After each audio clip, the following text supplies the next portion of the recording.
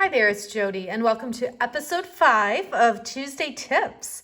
Today we are going to talk about Stampin Blends, but not in the most obvious way. So many of you probably already have some of our Stampin Blends alcohol markers because you can color some gorgeous, gorgeous projects using those. But what I want to do today is tell you about what else you can do with your Stampin' Blends beyond coloring line art images. So I pulled out a few things here. I've got some rhinestones, some basic jewels, this kind of iridescent looking snowflake, and then a couple of ribbons, the black gingham, and then just this whisper white seam binding here.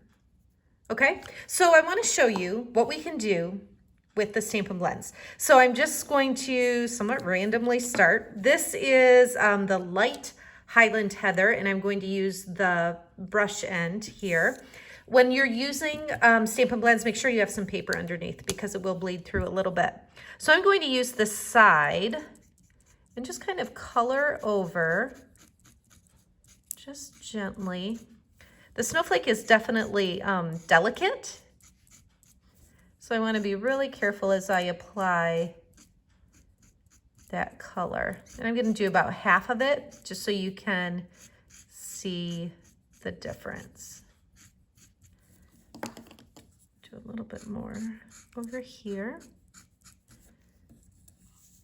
Okay, can you see? You can. It's subtle, but when I take it over, add more on there. And as it dries, you can go back and add more to it if you want to.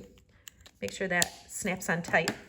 So let me find some clean scrap paper up here. So when you look at that, I think you can see pretty well where I colored. Let me try a bolder color. This is the light Bermuda Bay. So let's do this on some of it just to have a point of comparison.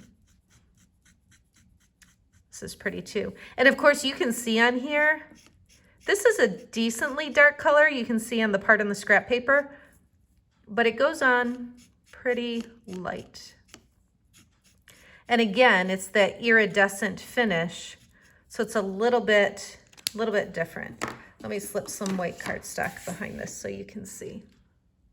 It's even really pretty with both of those on there. That could be like, blended a little bit in the center and make a really pretty project.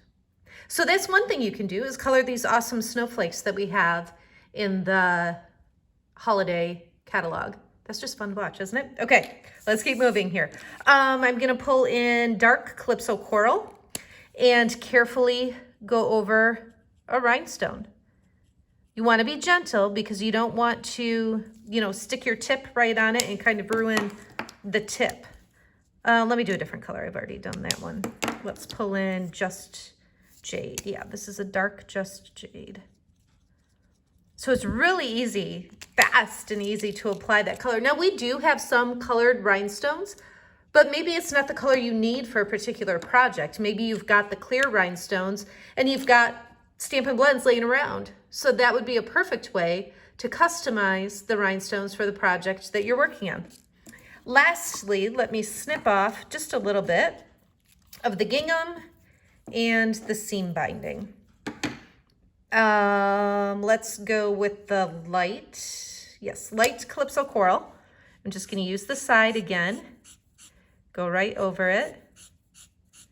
And like I said, you can go back and add more if you want it a little bit darker.